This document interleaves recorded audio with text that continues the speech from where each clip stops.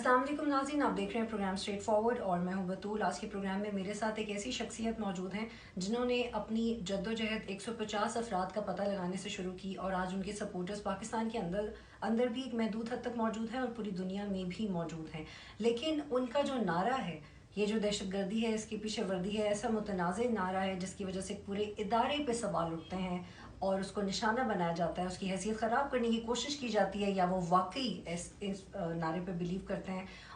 मंजूर पश्तीन ने शायद अपनी सियासी जद्दोजहद या समाजी जद्दोजहद को नुकसान भी पहुंचाया है अपने इस नारे की वजह से, लेकिन हैरान कन बात यह है कि वो अपने नारे से हटने को तैयार नहीं है। आज मेरे साथ प्रोग्राम में मौजूद है उनसे वो सवाल जो आमतौर पे आपके जहनों में होते हैं और वो सारे सवाल जो हम एक सहाफ़ी की हैसियत से भी अक्सर पूछते हुए डरते हैं। बहुत शुक्रिया मंजूर पश्तीन साहब, आप PTM के सरबराह हैं।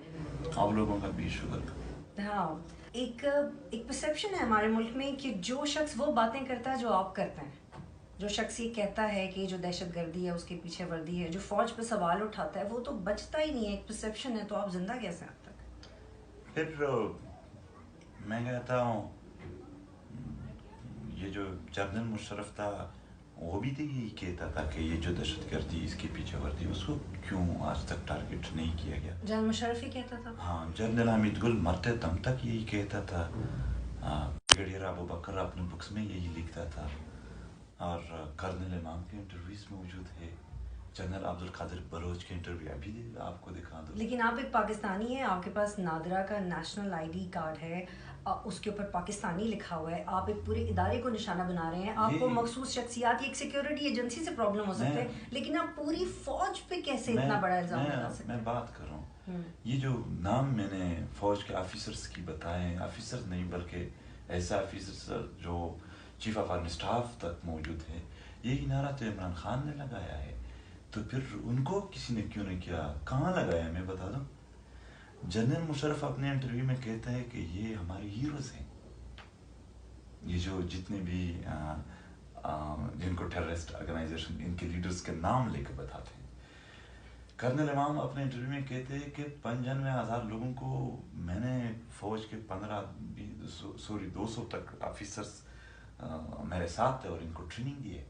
लेकिन वो एसेट्स रहे हैं मंजूर पश्तीन साहब पाकिस्तान की, अगर उस हवाले से बात की जाए। लेकिन आपने तो कभी एसेट बनने की कोशिश नहीं की, आपने तो कभी अपने नारे में वो लचक ही नहीं दिखाई कि आप उनके शाना बशाना आके बात कर सकें। जिनकी आप बात करें वो तो गुट तालिबान हुए। मैं बताता हूँ, गुट तालिबान नहीं, उन्होंने बैतुल महसूद का भी नाम लिया इसमें।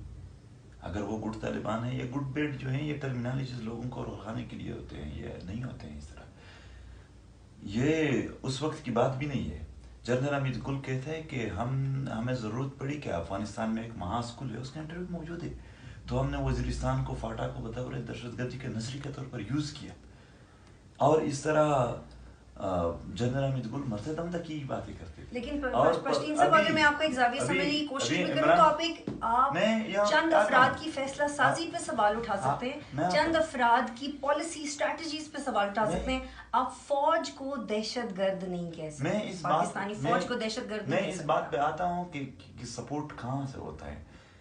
इमरान खान जो है अभी चंद महीने पहले अमेरिका में जाकर यही इंटरव्यू दे रहे हैं कि दहशतगर्द ग्रुपों को हमारे इदारे और हमारी फौज सपोर्ट कर रही है और अभी तक है कांटेक्ट में उनके साथ। ये बातें आप कहते हैं चंद अफराद के फैसलों को, जाहिर सी बात है, हम जब वर्दी की बात करते हैं तो बाइख्तियार वर्दी की, वो वर्दी नहीं जिसके साथ इख्तियार नहीं है, जो किसी चेक पोस्ट पे खड़ा है जो कहें, और वो वर्दी जिसको इख्तियार है, जिसको जर्नल कहते हैं ये मेरी काल बन चुकी है, वही वर्दी। और अगर आप कहते हैं वो चंद अशखास की बात थी, अफराद की बात थी फौज में। लेकिन पश्तून साहब, एक तरफ आप ये कहते हैं कि आप मुल्क तब्दील करने जा रहे हैं, लेकिन फिर आप एक ऐसा मुतनाज़ नारा लगाते हैं जो कि आम शहरी को समझ नहीं आता। वो ग्रे एरियाज या in between the line read नहीं कर सकता कि बाइख्तियार वर्दी और बेख्तियार वर्दी क्या होती है। उसके लिए वर्दी का सिर्फ एक ही मतलब है। मैंने इस पर कई दफ़ा बात की है, और ये जो कहा जाता है कि ये तो चंद अफराद की गलती थी, फौज में कोई एक दिन की छुट्टी भी अपनी मर्जी से नहीं कर सकते। ये यहाँ के जर्नल्स की पॉलिसी थी। इन जर्नलों को इसमें काफ़ी अच्छा। आपको डेथ थ्रेट्स हुए? کیا ڈیتھ تھریٹ دھمکیاں ملی آپ کو؟ ڈیتھ تھریٹ ہاں بالکل ملی. تو پھر جب آپ کو ایسی دھمکی دی جاتی تو کیا زبان استعمال کی جاتی ہے؟ کس کی طرف سے دھمکی دی گئی آپ کو؟ دھمکی تو جب یہاں پر ہم پہلے دھرنا دے رہے تھے اس وقت خفیہ اداروں کی طرف سے، پاکستان کے خفیہ اداروں کی طرف سے ملی ہے.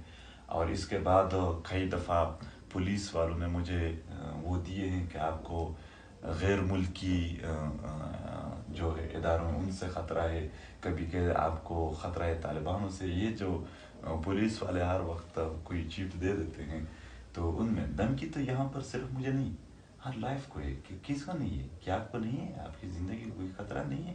آپ یہاں پر اس دہشت گرد جو ماحول ہے اس تو میں، جس کو آپ خطرہ سمجھ رہے ہیں آپ اس کے لیے خود اندرونی خطرہ بننے کو تیار ہیں. آپ کے بارے میں بھی پرسیپشن ہے کہ آپ ایک ایمرجنگ انکلوسیو تھریٹ بننا چاہتے ہیں پاکستان آرمی کے لیے. یہ تھریٹ سچائی کو تھریٹ نہ سمجھے. یہاں پر مسئلہ یہ ہے کہ ہمارے گھر بار تباہ ہو گئے، برباد ہو گئے. ہم نے، اگر آپ لوگوں کو ثبوتوں کی ضرورت ہے ابھی یہ کیمرہ لے کے ہم میرے ساتھ جائیں. آپ لوگ چھوٹے بچوں کی ٹکڑے ٹکڑے لاشوں کو ہم نے دفنایا.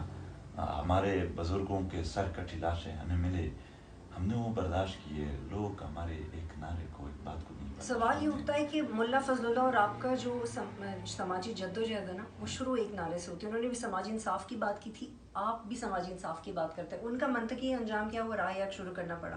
آپ پہ بھی سوال اٹھتا ہے، آپ لوگوں کا بیانیہ نعرہ یہ ملتا جلتا کیوں؟ انتہائی زیادتی ہے. ملتا جلتا کبھی نہیں ہے، انتہائی اپوزٹ ہے، انتہائی مخالف ہے. پی ٹی ایم دہشت گردوں کا مخالف تحریک ہے. پی ٹی ایم ہی وہی تحریک ہے جس نے فاٹا کے اور دیگر پشتونوں کے نوجوانوں کو یہ دہشت گردی کے خلاف ابھارا، دہشت گردی کے خلاف اٹھایا، پرامن مزاحمت، سیاسی مزاحمت سکھایا. یہاں پر آئین کا درس دیا. کیا فضل اللہ آئین کا درس دیتا تھا؟ کیا ہم آئین کی پیروی کریں گے؟ یا دوسرے، کیا فضل اللہ لوگوں کو نہیں مار رہا تھا؟ پی ٹی ایم نے یہ جو کمپیریزن کیا جاتا ہے کہ یہ طالبان، یہ پی ٹی ایم، یہ رائے این ڈی ایس، یہ پی ٹی ایم، یہ آئی ایس آئی، یہ پی ٹی ایم، یہ کمپیریزن محض پروپیگنڈا اور پی ٹی ایم کو بدنام کرنے کے لیے ہوتا ہے. میں آپ کو ایک بات شارٹ الفاظ میں سمجھاتا ہوں کہ یہ کس طرح لوگوں کو ہمارے ساتھ جھوڑ کر ہمیں بدنام کرنے کی کوشش کیا جاتا ہے. دیکھو، وہ دیکھتے ہیں کہ کسی علاقے میں بالعموم لوگوں کے ذہنوں میں مخالفت کس کے لیے پایا جاتا ہے. جیسا کہ سوات میں فضل اللہ کا مخالفت زیادہ ہے، تو جب میں سوات کے جلسے کے لیے آ رہا تھا تو اداروں نے ہر ایک چوک پہ سوات میں بینر لگائے تھے جس میں ایک طرف فضل اللہ اور دوسری طرف میری تصویر لگائے. لوگوں کے ذہن میں فضل اللہ سے نفرت تو منظور کے ساتھ تصویر لگاؤ تاکہ اس سے بھی نفرت ہو جائے. بنوں کے لوگ تھوڑے مذہبی ہیں. لیکن ہم یہ بات کیسے مانی جائے کہ وہ آپ سے نفرت کرتے ہیں؟ وہ بھی آپ سے نفرت کرتے ہیں، چاہتے ہیں عوام بھی آپ سے نفرت کرے، کیونکہ جو آپ کی آواز اٹھانے والے وہ اسمبلی میں موجود ہیں. آپ بے شک آزاد حیثیت سے لڑی، لیکن آپ کی آواز، ہاں صرف یہ پوائنٹ کہ آپ کی آواز اٹھانے والے ایک سیاسی حیثیت رکھتے ہیں. پھر مسئلہ کیا ہے؟ مجھے ہر بار جو کوشچن پوچھا جاتا ہے اس کے ایکسپلینیشن کا موقع دو. آپ بعد میں جو بھی پھر کوشچن کرتے ہیں آپ کریں. بنوں میں جب میں جا رہا تھا تو وہاں پر جتنے بھی مطلب ایسے لوگ ہیں جس نے توہین رسالت کیا، ایک طرف ان کی تصویر لگائی، دوسری طرف میری تصویر لگائی، تو بالعموم وہاں مذہبی لوگ ہیں، وہاں یہ تاثر دیا جاتا ہے تاکہ نفرت. جن علاقوں میں فوج اور ایسائی نے ظلم کیے اور ان کو پتہ ہے کہ یہاں بالعموم نفرت پایا جاتا ہے، تو اس میں وہ کہتے ہیں یہ ہمارے اپنے ایجنٹ ہیں، تاکہ لوگوں کے ذہنوں میں جو بڑی مخالفت ہے اس میں. لیکن سوری ٹو کٹ یو، فوج اور ایسے آپ کے خلاف ہوتی تو آپ کے بیانیے کے لوگ اسمبلی میں کیسے بیٹھے ہوتے ہیں؟ وہاں پہ فیئر اینڈ فیئر الیکشنز میں کیسے ہوتے ہیں؟ مجھے آپ بات تو کرنے دیں. جن علاقوں میں فوج کے ساتھ محبت پایا جاتا ہے، پنجاب دیگر، وہاں تو رائے این ڈی اے سے نفرت ہے، تو وہاں وہ پی ٹی ایم کو رائے این ڈی اے سے جڑتے ہیں. بالعموم جہاں پر جو نفرت پائی جاتی ہے اس میں وہ پروپیگنڈا کر کے اس کے ساتھ. پی ٹی ایم ہے کیا؟ پی ٹی ایم ایک پرامن تحریک ہے. آپ بتا سکتی ہو پی ٹی ایم نے پورے 2.5 سال میں کوئی روڈ بند کیا ہو؟ آپ یہ بتا سکتی ہو؟ کوئی ثبوت ہے؟ آپ کوئی ثبوت لا سکتے؟ لیکن آپ باتیں ایسی کرتے ہیں کہ آپ کو ٹی وی پہ بند کر دیا جاتا ہے. آپ کو روڈ بند کرنے کی ضرورت نہیں ہے، امپیکٹ تو آپ اتنا ہی کریٹ کرتے ہیں. آپ مجھے بولنے تو دیں. آپ ثبوت لا سکتے کہ پی ٹی ایم نے ایک گملہ توڑا ہے 2.5 سال میں؟ باتیں یہاں پر میڈیا پر کیا نہیں دکھایا جاتا ہے. اب میڈیا کی بات کرتا ہوں. میڈیا میں تو کراچی میں ایک بیلی پر ایف آئی آر ہوا، ماری گئی بیلی، ماری گئی تھی، اس کی جو ایف آئی آر تھی اس کو کوریج ملتی ہے. لیکن جب پشاور میں سرتاج ایک سیاسی لیڈر وہ قتل کر دیا جاتا ہے تو اس کی خبر نہیں ملتی اس میڈیا پر میں کہتا ہوں باولپور میں، یہ ہم نفرت کی بنیاد پر نہیں لیکن حقائق ہے، باولپور میں صلاح الدین نامی ایک نوجوان تھا جس کو ATM کارڈ کے مسئلے کے بعد تشدد سے مار دیا گیا، شہید کر دیا۔ سچ میں ہم پورے پرسن بیلٹ کو اس سے غم تھا کہ یہ نہیں ہونا چاہیے۔ پھر اس کو 7 دن مسلسل میڈیا پر کوریج ملی، صحیح؟ اسی دن میں ناصر احسان نامی ایک نوجوان جو کرم ایجنسی کا تھا وہ بھی پولیس ٹارچر سیل میں مار دیا گیا، اس کو کوئی کوریج نہیں ملا۔ کیا وہ اس کی طرح انسان نہیں تھا؟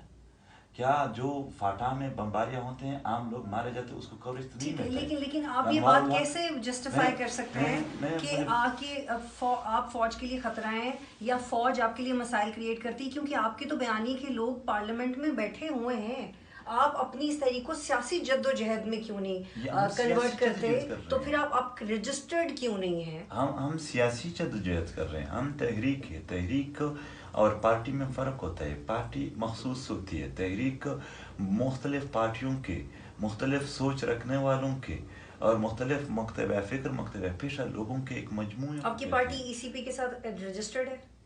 ہم تحریک ہے، پارٹی نہیں ہے ہماری، تحریک مختلف الخیال۔ تو پھر اس کا فائدہ کیا ہے نا؟ آپ پولیٹیکل سٹریم میں شامل نہیں ہوں گے، فائدہ کیا ہوگا؟ اسمبلی میں آ کے اپنا بیانیے کو میٹیریلائز کروائیں، اس کا فائدہ کیا ہو رہا ہے؟ بات سمجھے، دیکھو ہم PTM جو ہے اس میں سب پارٹیوں کا، یہاں پر جو پختونخوا میں PTI کے ہیں ان کے لوگ بھی موجود ہیں، نون لیگ کے بھی موجود ہیں، PTM میں جمعیت کے موجود ہیں، ANP کے موجود ہیں، پختونخوا میڈیا پارٹی، جو بھی پارٹی ہیں ان کے ورکر اس تحریک میں موجود ہیں۔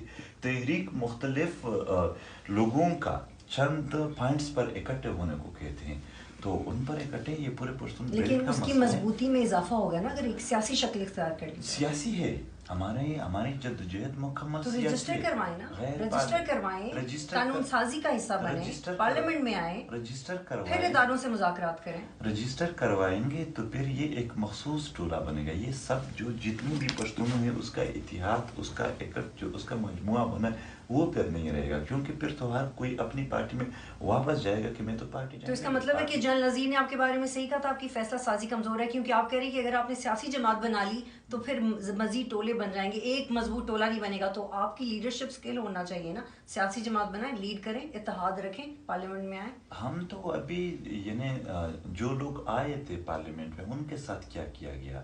علی وزیر اور محسن داؤد کو جیل میں رکھا گیا، اس کا پروٹیکشن آرڈر اس کا حق تھا وہ نہیں دیا گیا، اس پر فیک چارجز لگا دیے۔ علی وزیر اور محسن داؤد جب تقریر کرتے ہیں جیسے ہی وہ مظالم کی بات شروع کرتے ہیں تو TV پر کوریج بند ہو جاتا ہے اور وہ جو اشتہار ہے لاہور دے تاریخی مقامات وہ آ جاتے ہیں۔ تو پھر نہ آپ کے لیے TV ہے، نہ آپ کے لیے پارلیمنٹ ہے، نہ آپ کے لیے ایک سیاسی جماعت کی حیثیت سے رجسٹر ہونا آپ کے کام آئے گا، تو آپ کا کام کیا آئے گا اس ملک میں؟ اس ملک کی سرزمین کس طرح آپ کے کام آ سکتی ہے؟ یہاں پر ہم جلسے جلوس سیاسی طریقے سے پرامن طریقے سے کر کے اپنی بات جہاں بھی ہوں جسے دار وہاں تک پہنچائیں گے اور ان کو سمجھانے کی کوشش کریں گے کہ وہ یہاں پر امن لائے، بدامنی کا سبب نہ بنے، اسٹریٹجک ڈیتھ پالیسی جس کا ہم شکار ہیں، پراکسی تو اس کے لیے آپ کو نہیں لگتا کہ زبان تھوڑی میٹھی ہونی چاہیے؟ تھوڑی زیادہ میٹھے لہجے میں بات کریں گے تو آپس میں آپ لوگ آ کے مظلوموں کو سمجھاتے ہو کہ آپ لوگ بات نہ کرے، جو ظلم کرتا ہے اس کو سمجھانے کے لیے کوئی بھی نہیں ہے۔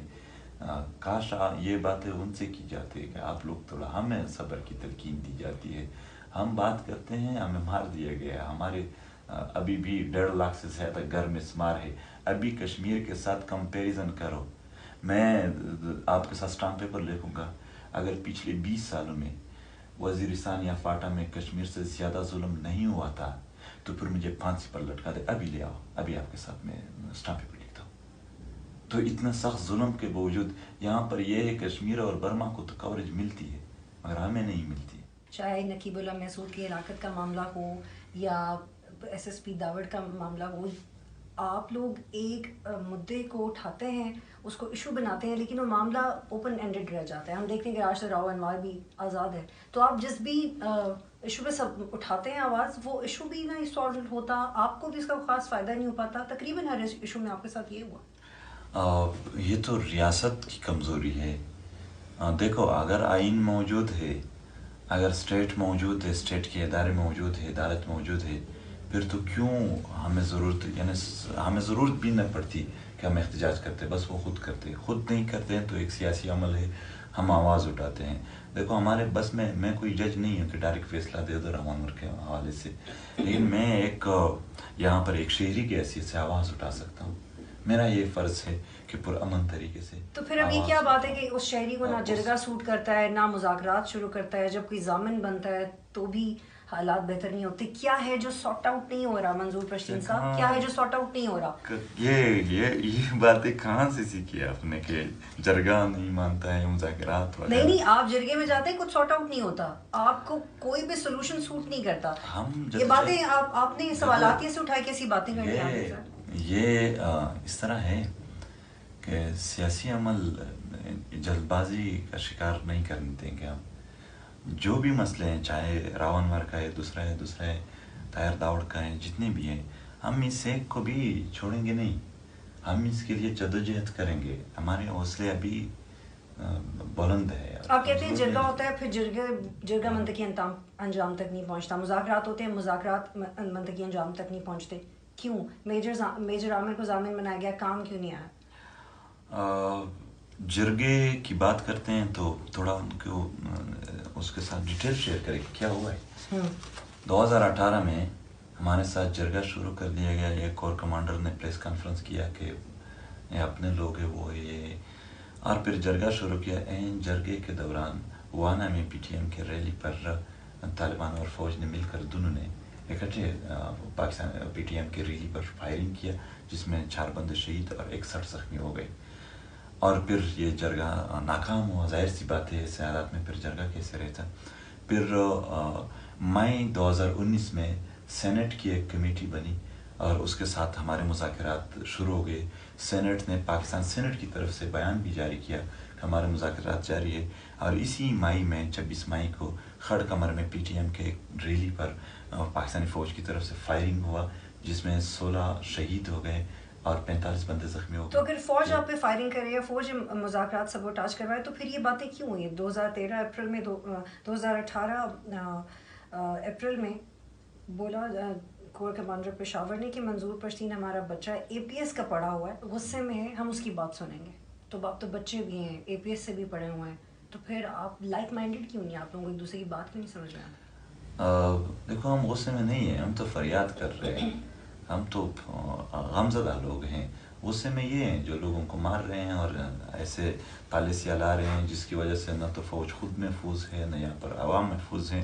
دہشت گردی پروموٹ ہو رہی ہے. تو یہ جرنیلوں کی پالیسیاں ہیں جو یہاں پر اسٹریٹجک ڈیپتھ اور پراکسی ورس کے نام سے لائے جا رہے ہیں. کہا جا رہا ہے کہ جو پچھلا جنگ نہیں، جنگ ابھی بھی جاری ہے. جب آپ اے پی ایس میں پڑھتے تھے، میں نے بھی اے پی ایس سے تعلیم حاصل کی، جب اے پی ایس میں پڑھتے تھے تو تب فوج کے بارے میں کیا مائنڈ سیٹ تھا آپ کا؟ اے پی ایس یعنی میں کہتا ہوں اگر منصور کسی کا حمایت کرتا تو ظاہر سی بات ہے اے پی ایس میں ایسا نہیں پڑھا ہوں کہ میں ایک اسٹوڈنٹ پڑھا ہوں، بلکہ ایک کیڈٹ کی طرح پڑھا ہوں. وہاں پر میں آرمی اسکول بنوں میں ہم کیڈٹ تھے، 50 اسٹوڈنٹس تھے وزیرستان کے جو کیڈٹ تھے پوری طرح.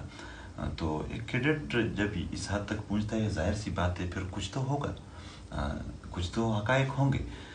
فوج کے بارے میں اس طرح نہیں کہ ہم نے ایک مائنڈ سیٹ بس بچپن سے کسی نے بنا دیا ہے، نہیں، حالات نے بنا دیا، واقعات نے بنایا. خود اپنے آنکھوں سے ظلم جبر اور مظالم کو دیکھ. اعجاز شاہ نے بھی کہا کہ اگر کوئی ریاست کے خلاف بات کرے گا یا آئین کے خلاف بات کرے گا تو گرفتار تو کرنا پڑے گا.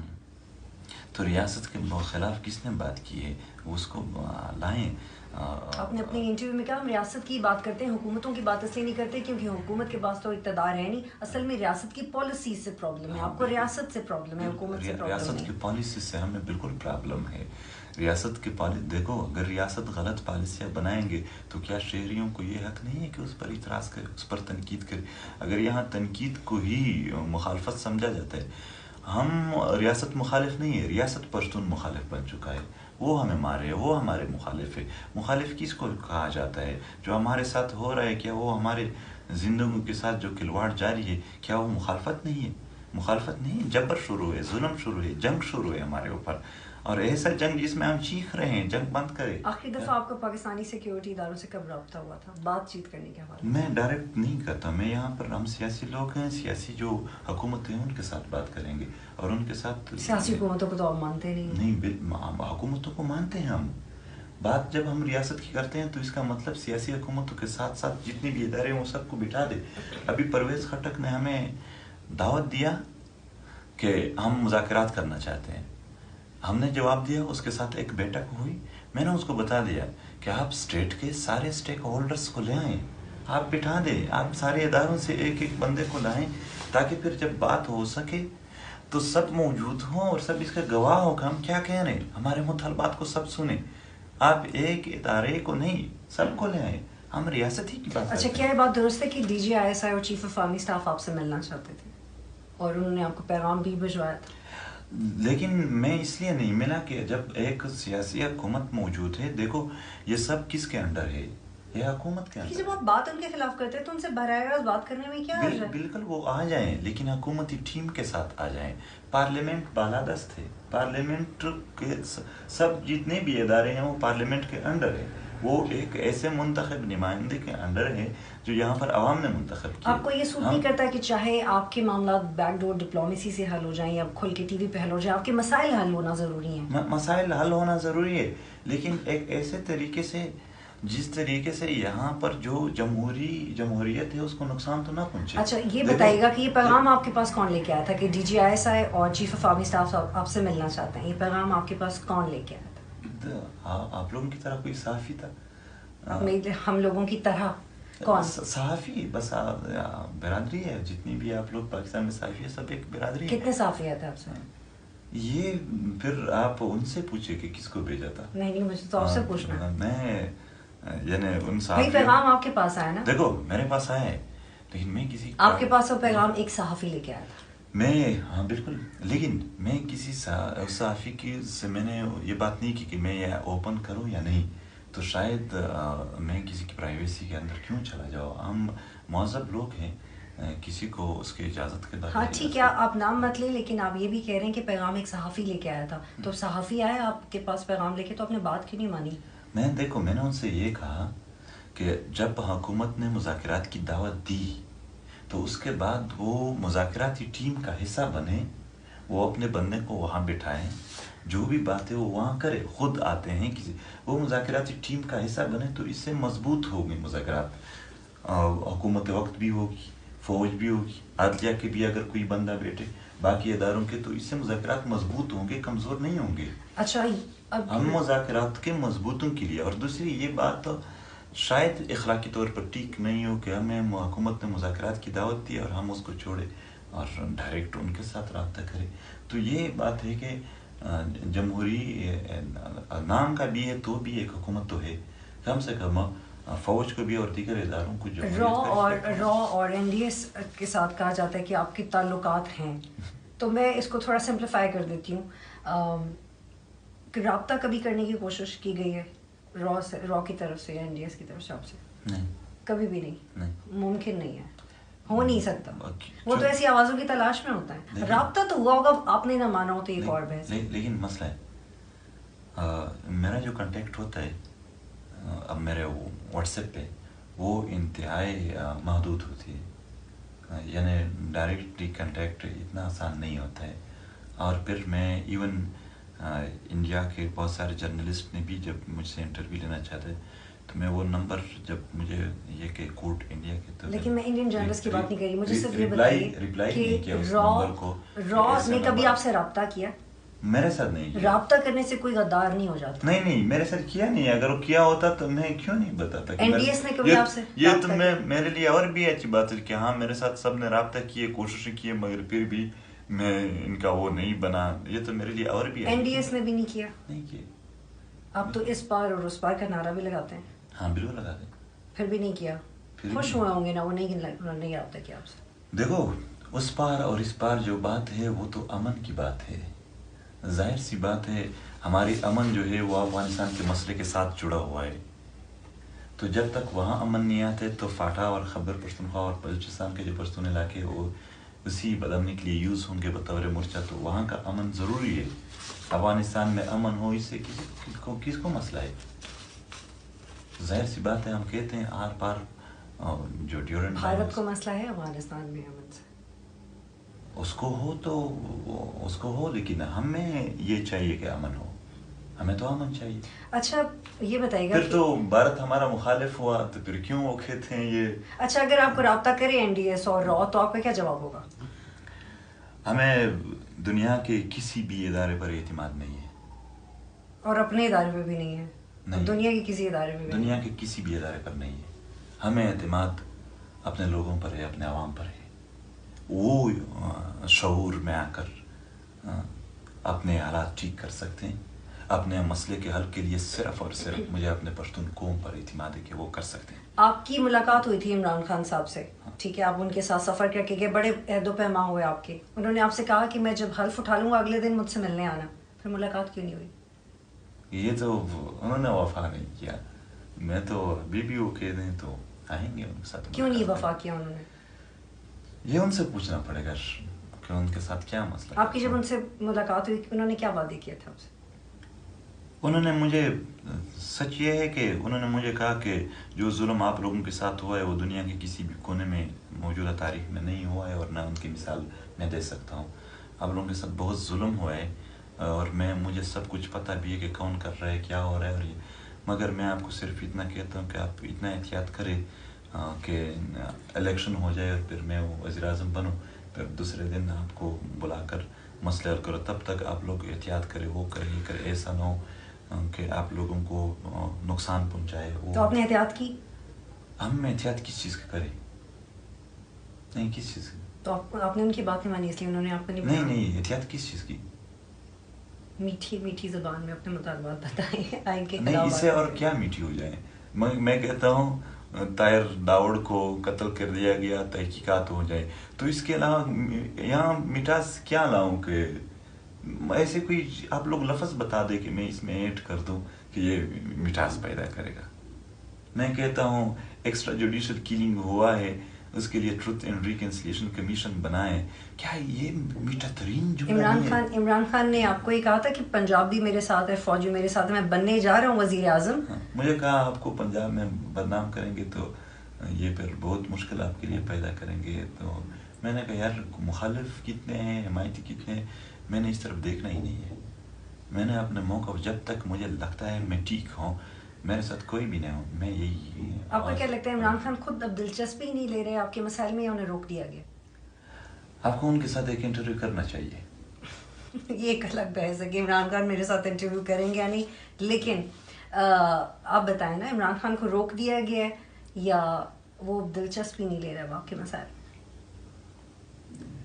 دونوں میں سے کوئی تو ہو سکتا ہے. لیکن آپ تو بڑے ویل انفارمڈ ہیں، آپ کو پتہ ہوگا نا. ڈر گئے عمران خان آپ کے مسائل حل کرنے سے؟ چونکہ ان کے ساتھ رابطہ ہوا نہیں ہے. کیوں نہیں کیا؟ آپ نے رابطہ تو کرنا چاہیے تھا نا. ایک میٹنگ ہی کینسل ہوئی تھی نا، 10 دن بعد دوبارہ ہو جاتی. میں ڈائریکٹ رابطہ تو ہوا نہیں. دیکھو، اور اپنی طرف سے ہم کیا رابطہ کرتے ہیں؟ رابطہ تو وہ بڑے تھے، وہ کرتے، وہ ملک کے وزیر اعظم بنے تھے. میں نے آخری دفعہ آپ کا کب ہوا تھا عمران خان سے رابطہ؟ یہی جو الیکشن سے پہلے ملاقات ہوا تھا، اس سے پہلے بھی ایک ہوا تھا، اور وہ دھرنے میں بھی آئے تھے. یہ پی ٹی ایم تقریباً پاکستان کے سارے سیاسی لیڈر نے آ کر بنایا ہے، سب کا اس میں اپنا حصہ ہے. ابھی تو ان کے 3 سال باقی ہیں، آپ کو لگتا ہے عمران خان آئیں گے، بلائیں گے ملاقات کے لیے؟ میں اس بارے میں اس لیے کچھ نہیں کہہ سکتا ہوں کہ جو حالات ہم دیکھ رہے ہیں اس کے لیے تو شاید ایک ملاقات بھی کم پڑ جائے. ہم ابھی جو پشتونخوا میں ری گروپنگ ہوئی ہیں ایسے تنظیموں کی، جس کی وجہ سے یہاں پر امن بگڑ رہا ہے، اور پھر اداروں کی سرپرستی میں بہت سارے لوگ کھینٹو تک آتے جاتے ہیں، اور پھر حملے بھی شروع ہوئے ہیں، عام لوگوں پر بھی ٹارگٹ کلنگ بھی شروع ہوئی، ایون فوج پر بھی شروع ہوئی. تو ایسے حالات میں جو ہم دیکھ رہے ہیں، حالات کافی بگڑ رہے ہیں. شاید میری بات کوئی نہ سمجھے یا اس کو کوئی لائٹ لے لیں، لیکن یہاں ہی اس انٹرویو میں کہتا ہوں حالات ٹھیک طرف نہیں جا رہے ہیں. شاید یہ جو 2007-8 کا ماحول تھا اس سے بھی بدتر حالات. تو کیا ان حالات میں، اب چونکہ آپ خود کہہ رہے ہیں کہ حالات بگڑ ہیں، D G I S I یا چیف آف آرمی کی طرف سے، چیف آرمی اسٹاف کی طرف سے رابطہ کیا جائے تو آپ بات کریں گے؟ وہ حکومتی مذاکراتی ٹیم ہے، اس کا حصہ بنے. اگر وہ حکومت کو مانتے ہیں، اگر وہ پاکستانی اسٹیٹ کو مانتے ہیں، اگر وہ پارلیمنٹ کو مانتے ہیں، اگر وہ اس پارلیمنٹ کو بالادست مانتے ہیں، تو اسی پارلیمنٹ نے جب مجھے اس کا دیا ہے، مذاکرات کی دعوت دی ہے، ہم نے قبول کی ہے، اس کے ساتھ بیٹھک ہوئی ہے، تو اس سب کچھ کو کینسل کرنے کا کیا ضرورت ہے؟ وہ ان کے ساتھ مطلب رابطہ کرے. آپ کے خیال میں کون سی ایسی سیاسی جماعت ہے، کیونکہ آپ کہہ رہے ہیں کہ پولیٹیکلی مسئلہ حل ہونا چاہیے، ہمیں نہیں کرنی بیک ڈور ڈپلومیسی، ہمیں نئی سیکیورٹی اداروں سے ملنا، ہمیں سیاسی شکل چاہیے مذاکرات کی. میں کہتا ہوں سیکیورٹی ادارے چھوڑ، جتنے بھی ادارے ہیں، آپ علیحدگی میں بات نہیں کرنا چاہ رہے نا، آپ سب اسٹیک ہولڈرز کے ساتھ بات کرنا چاہ رہے ہیں، اور شروع بھی نہیں کرنا چاہ رہے الگ سے. آپ کہہ رہے ہیں نا سب اسٹیک ہولڈر ساتھ ہوں تو بات ہو. میں نے تو پارلیمنٹ کے ساتھ شروع کی ہے، سینٹ کے ساتھ. کون سی ایسی سیاسی جماعت ہے جس کی موجودگی ہو تو آپ یہ سمجھتے ہیں کہ یار یہ ہمارے مسائل حل کر دے گی؟ میں سب سیاسی جماعتوں کو یہ اپیل کرتا ہوں کہ سب موجود ہوں. اپیل تو آپ سب سے کریں، پر امید کس سے؟ سب سے ہیں، سب آ جائیں. نہیں، سب سے آپ کو امید نہیں ہے. نہیں، ایک بات میں کہتا ہوں، یہ جو میں کہتا ہوں سب اسٹیک مل کر کمیٹی بنے تو یہ مسئلہ حل ہو سکتا ہے. عمران خان نے تو وعدہ وفا نہیں کیا، پیپلز پارٹی کر سکتی ہے؟ آپ میری بات کو سمجھیں. میں کہتا ہوں کہ جب سب پارٹیوں کے ذمہ دار ایک کمیٹی میں شامل ہو، جتنے بھی ادارے ہیں کنسرنڈ ان کی بھی بندے شامل ہو، پارلیمنٹ کے جو حکومتی وفد ہے ان کی بھی اپنے، یہ سب مل کر اگر ایک کمیٹی بنے، واقعی پھر ہم کہیں گے یہ سنجیدگی ہے، یہ مسئلے کی حل کی طرف ایک قدم ہے. اور ابھی اگر کسی نے غلطی کی، اگر پی ٹی ایم مسئلے حل ہو رہے پھر بھی خاموش نہیں ہوتا، تو پھر پوری قوم بات کرے گی کہ ہم نے تو یہ دیکھو یہ ریکارڈ ہے اور یہ نہیں مان رہے. اگر وہ غلطی کر رہے ہیں، پھر اگر ان میں یہ جرت نہیں ہے کہ اس کو غلط کہے، کم سے کم اتنا تو ہوگا کہ وہ یہ کہیں گے کہ پی ٹی ایم مطلب ٹھیک ہے. اچھا منظور صاحب، آپ بار بار کہتے ہیں ہمیں کوئی فنڈنگ نہیں ہے، ہمارے پاس، ہمارے تو جلسوں میں کرسیاں بھی نہیں ہوتی، صرف ایک ساؤنڈ سسٹم ہوتا ہے. آپ یہاں پہ بھی ہم جس طریقے سے انٹرویو کر رہے ہیں یہ بھی بہت سادہ ہے، تو آپ کے پاس تو پیسہ ہی نہیں ہے. لیکن جو تبدیلی چاہیے ہوتی ہے، جو تحریک کو مزید متحرک کرنا ہوتا ہے، جس کا امپیکٹ کریٹ کرنا ہوتا ہے، اس کے لیے پیسہ چاہیے ہوتا ہے، اور آپ کے پاس پیسہ نہیں ہے تو آپ کو کوئی پیسہ آفر بھی نہیں کرتا، اور یا پیسہ لینے کو تیار ہی نہیں ہے. ایک تو پیسے کی ضرورت نہیں ہوتی ہے، تحریکوں کو نظریوں کی ضرورت ہوتی ہے. جب آپ کا نظریہ ہو سچائی کا، ایمانداری کا اور خدمت کا، انسانی حقوق کا، یہ کافی ہوتا ہے. پیسے اس کے لیے ضروری نہیں ہوتے، آپ پیدل بھی کہیں جا کر گاڑی کے بغیر بھی. اور پیسے کی جو بات ہے کہ ضرورت ہوتی ہے، جتنا ضرورت ہے ہم جلسوں میں اگر کوئی بھی، سب کو دعوت ہے وہ آ جائیں ہمارے جلسے دیکھے، اس میں عام عوام شرکت کرتے ہیں اور چندہ بھی دیتے ہیں. ٹھیک ہے، مجھے بس وائنڈ اپ کرنا ہے. ایک پیغام عمران خان کے لیے. یہ عمران خان کے لیے شاید صرف ان کے لیے نہیں بلکہ سارے سیاسی قیادتوں کے لیے، کیونکہ شاید آج عمران خان ہے، کل عمران خان نہ ہو، کوئی اور سیاسی قیادت ہو، پھر کوئی اور سیاسی قیادت ہو، کہ بلوچوں کا مسئلہ ہے یا پشتونوں کا مسئلہ ہے، یا ابھی سندھ میں بھی مسائل اٹھ رہے ہیں، شاید آپ لوگوں کے نظر میں ہو یا نہ ہو، اور یا گلگت بلتستان کا مسئلہ ہے، جہاں کا بھی مسئلہ ہے، وہ باقی سب چیزوں پر ایک دوسرے کے ساتھ اختلاف کرے، لیکن ان مسائل کے حل کے لیے وہ اکٹھے بیٹھ جائیں، اور ان کے حل کے لیے جو ریاستی کردار ہوتا ہے، حکومتی کردار سے بڑھ کر ریاستی کردار جو ہیں وہ ادا کرے. عمران خان بھی سب کا جرگہ بلا سکتا ہے، میٹنگ بلا سکتے ہیں، اور ایون جو بھی چاہے وہ یہ بلا سکتے ہیں کہ سب اکٹھے ہو جائیں اور ان مسائل کو حل کرے. بے انتہا تکلیف میں ہے. آج بھی میں یہاں بیٹھا ہوں اور وزیرستان کے مختلف علاقوں میں عام عوام کو ٹارچر کیا جاتا ہے. ہمیں اپنے وطن سے وہ ٹارچر، I'm winding up منظور پشتین صاحب. آپ نے کہا کہ جگہ جگہ چیک پوسٹ میں چیک کیا جاتا ہے، تو چیک ٹارچر اور چیک تو چیکنگ تو آپ کی سیکیورٹی کے لیے بھی ہو سکتی ہے. وہ کریں، وہ چیکنگ کرے، لیکن چیکنگ کے دوران گالیاں تو نہ دے، لوگوں کو مرغا تو نہ بنا دے کہ آپ نے ہاتھ سے ہی اوپر نہیں. لیکن آپ بات کرنے کو تیار ہیں، آپ کو کوئی بھی اپروچ کرے آپ بات کرنے کو تیار ہیں؟ میں بات کرنے کے لیے تیار ہوں. چیک پوسٹ پنجاب میں بھی ہوتے ہیں، کبھی کسی کو مرغا نہیں بنا، اور پورے آدھے گھنٹے تک اس طرح کسی کو ہم نے نہیں دیکھا ہے. امتیازی سلوک نہ کرے. اور دوسری جو ٹارچر کی بات کرنا، جب بھی ناخوشگوار واقعہ آ جاتے ہیں تو وہ پہاڑوں میں طالبانوں کی طرف نہیں جاتے ہیں، شہریوں کی طرف آ کر پورے علاقے کو سیچ کر کے اور ان کو نکالا. ٹھیک ہے، بہت شکریہ منظور پرسین صاحب آپ کا وقت دینے کے لیے. Thank you. آپ لوگوں کا بھی بہت شکریہ.